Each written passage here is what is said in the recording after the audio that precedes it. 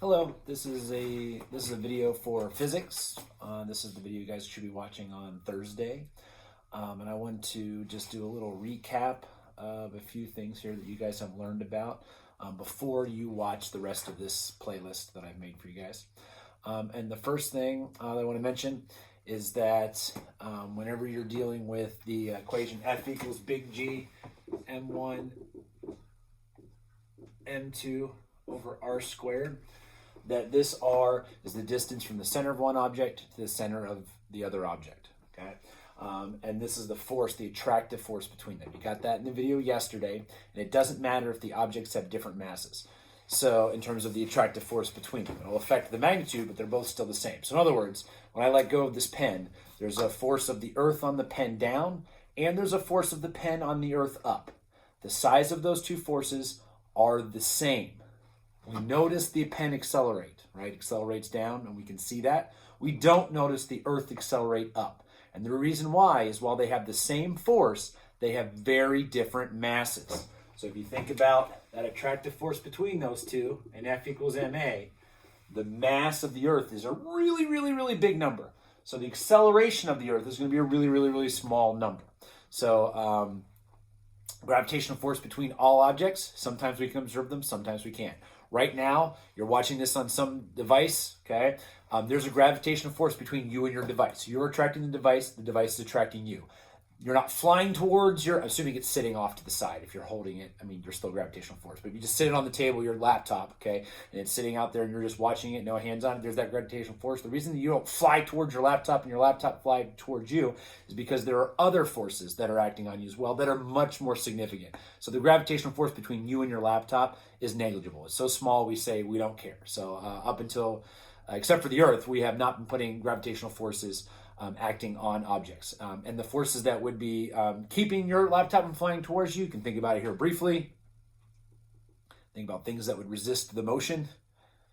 And hopefully at least one popped into your brain, either air resistance or friction. Both of those will keep it from flying towards you. There's also the gravitational pull of all the other objects on your laptop in the room as well. And some of that contributes to it not going anywhere as well. But even without all those other objects, air resistance and friction would be plenty to keep it from moving. Okay, so just a quick recap on that. Okay, a couple ideas there.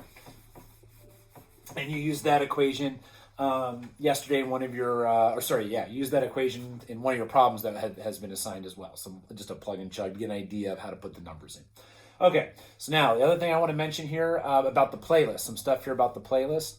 And that is you're going to be watching a video about a derivation for orbital speed, but they're going to say orbital velocity. They should really be saying magnitude of the orbital velocity because the guy is giving you the how to get to the equation for orbital speed. And the important thing when you're watching that video is pay attention to the mass of the object canceling out. Okay, I'll just leave it at that. Okay. You're also going to watch a video about the finished fling, but you don't have to watch the entire video. You may jump around in that one. It's 1 minute and 17 seconds long. I'm looking at the playlist over here. It's 1 minute and 17 seconds long. And all you need to see is the room spinning and then the floor drop out and the people stuck to the walls. I just want to make sure everybody knows what the finished fling is because we'll probably have a video on that or doing something with that either on Friday or next week. Okay. The Wall of Death video and the finished fling video for both of those. Think about Wall of Death video, watch the whole thing. In fact, for all the other ones, watch the entire video. But for the Wall of Death video, think about how that might be working, why the people or the cars are not sliding down the walls. Okay, that's not normal for things to be like that. And you'll get even though you'll never really have to address vertical circles, I do have also in here some skateboarders go around in loop-de-loops. That is still, at certain points of time, you can still consider uniform circular motion. And as the skateboarders go around the loop-de-loops, think about the directions of forces and how they can point inwards towards the center of the circle. So as you've got here's the loop-de-loop, okay? When the skateboarder is like here in the video, there's my skateboarder. Okay, skateboarder's there. There's actually a normal force, the force because of contact with the loop-de-loop, these skateboarders going around, that points in towards the center of the circle. In fact, there's always a normal force for the skateboarders that points in towards the center of the circle as they go around. Sometimes there are other forces helping them go around the circle as well, but at the very least, normal force helping them go around the loop-de-loop. So think about that when you're watching the skateboard one. Then there's going to be a whole bunch of stuff about the parabolic flights, okay? And Physics Girl will have a good video, and she'll explain to you how that works. Okay, we've talked about apparent weight before, but the other reason you need this idea is because we're going to be talking about things in orbit. Okay, and when things are in orbit, they are in free fall. Okay, more on that here in just a minute. When things are in orbit, they are in free fall. So you'll be thinking about that when you are watching things being in orbit or things being in free fall for the Plane Zero Gravity video, the Physics Girl video about the parabolic flights. There'll be a video from the guy in the space station, International Space Station, okay, again in free fall, wringing out a washcloth, okay? And then there'll be a music video, which is awesome, the OK Go video, which usually we watch more than once, this time just once. You can obviously watch it more than once later if you'd like, which will also tie into that. The very end of the playlist, there is a video about black holes that's tying into that gravity equation just for fun, the black hole one. Okay, there's a little bit of dark humor in there, but it's a Kurt Scott video. It is well made. All right, so now the other thing that you need for this, okay, for these videos is that idea of when things are in orbit, they are actually in free fall. Now let's see here. I think I'm just going to do this with a picture. We will see if that works. I don't think this isn't a 3D video, so I don't think my normal approach is going to be as effective, so I'm just going to go ahead and go with the picture. So if you imagine that I throw this pen, okay, go ahead and throw this pen. I'm going to throw it sideways, so I just do that, okay? What would it do? It would go like this, and it would curve down and eventually hit the ground if I throw it here in the basement. So I do that, you can hear it, it hits the ground. So that carved out a path that looked like this. And the pen went ahead, the expo marker went ahead and hit the ground, okay? No surprise there, okay? Now let's talk about things and that's in free fall. The only thing acting on that is gravity. Now let's talk about similar idea, except not much higher up, but going much faster sideways, really fast sideways, up a little bit higher, but really fast sideways in a spot where we don't have to worry much about air resistance, okay? So we're going to be up high enough, okay, not that high, but up, more on that tomorrow, but up high enough that we don't have to worry about air resistance. We'll talk about something going around the Earth. So here, none of this will be to scale. Okay, this is not to scale, meaning I should probably be drawing my orbit like right there. I'm going to draw it way up here and exaggerate it for the sake of clarity in my picture here. Okay, so now let's have something that is traveling to the right here. Okay, like that, some object, International Space Station, satellite, whatever you want, and have it traveling to the right really fast. Okay, what's it going to do? Similar to my pen, okay, it's going to be pretty close to a parabola that opens down. So go ahead and draw that. Okay, now here's the key thing. As this thing goes and curves downward on my picture up here, notice what does the Earth do? The Earth curves away. Okay, so the Earth curves away. And if this is done just right, okay, there's one solution to this. If we get this speed, this how fast we're going to the right here on my picture just right, okay, the rate at which this thing curves down is the rate at which the Earth will curve away from it, okay? So it's like similar to this, okay, except the fact that the Earth is curved, okay? Now, think about the free fall thing here, moving to the right, force of gravity straight down, okay? Now I'm going to take this, all right? And we're at this point right here, right now. Okay, so we've done this. Okay, we've got that parabola that opens downward. Okay, right, that force of gravity going down. It was flying sideways real fast. Now we're to here. So now I'm going to go ahead and I'm going to take this. I'm going to rotate it. Okay, which way is? Oh, sorry about the glare from the light. There we go. Which way is the force of? There we go.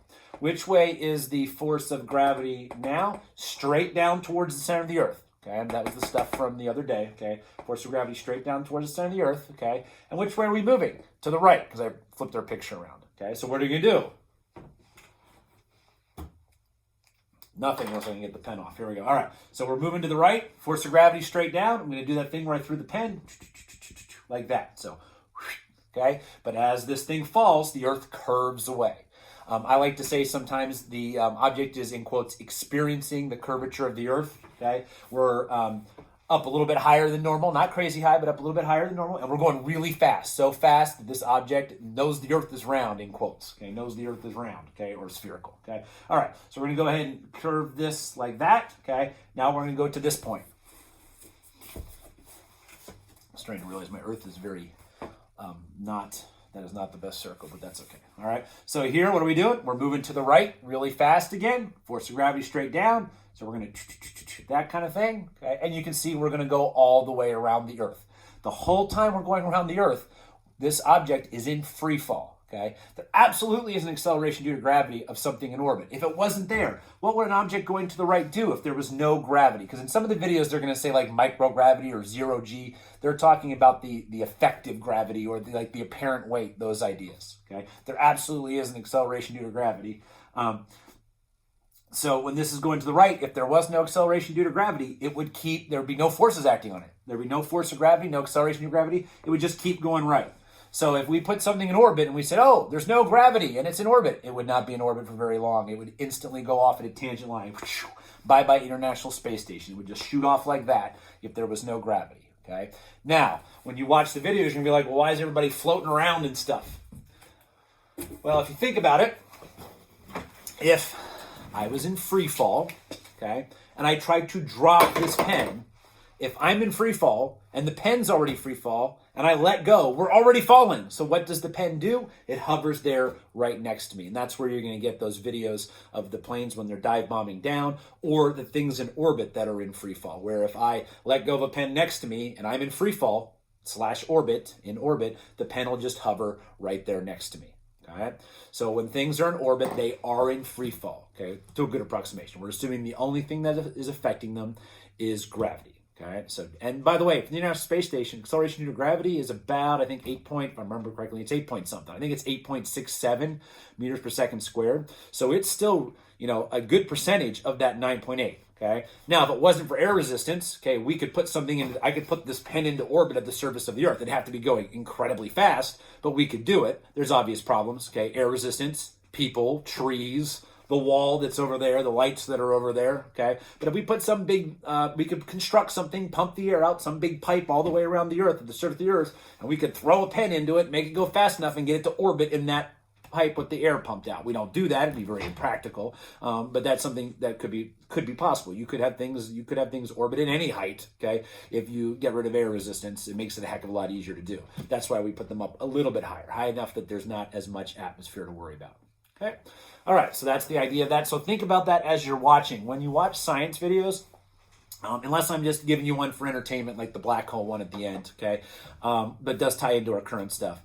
You gotta pause and think about what's going on every once in a while. Maybe rewatch something if it didn't quite click what the person was saying. If there was some information being delivered. If you don't interact a little bit with the video, if you just kind of like let them all play and never pause to think, you will not get that much out of them. So try to, and I'm going to have a little bit of an assignment here as well to help force you a little bit to think about this. But I would encourage you to pause, think, rewatch as necessary. Try to connect to other ideas. Don't just let it play just for the sake of letting it play. It's similar to how when you read something, you got to think about what you're reading. It's the same thing with videos. If you're trying to learn something from them, if you're just trying to be entertained, that's different. But we're trying to learn something. That's our goal here. Now, the other thing that you have to do with these videos, and you're welcome to watch them. Like I said, you can pause, rewatch, watch them more than once, etc. One of these videos you might need tomorrow to review some stuff before you have to do something else that ties into these videos tomorrow. Okay. Is that you need to, and I will put this on Twitter as well with the link to this video. Okay.